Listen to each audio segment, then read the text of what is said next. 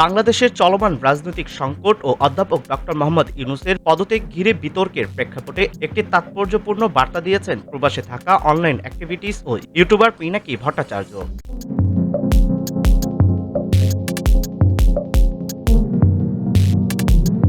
শুক্রবার ৩০ মে বাংলাদেশ সময় দুপুর ১১টার দিকে নিজের ফেসবুক পেজে দেওয়া এক পোস্টে তিনি জানিয়েছেন, দেশের প্রয়োজন হলে এবং অধ্যাপক ইউনূসের পাশে দাঁড়ানোর প্রয়োজন দেখা দিলে পিনাকি ভট্টাচার্য, সাংবাদিক কনক সারওয়ার ও লেখক ইলিয়াস হোসেন একসঙ্গে ঢাকার শাহজালাল আন্তর্জাতিক বিমানবন্দরে অবতরণ করবেন।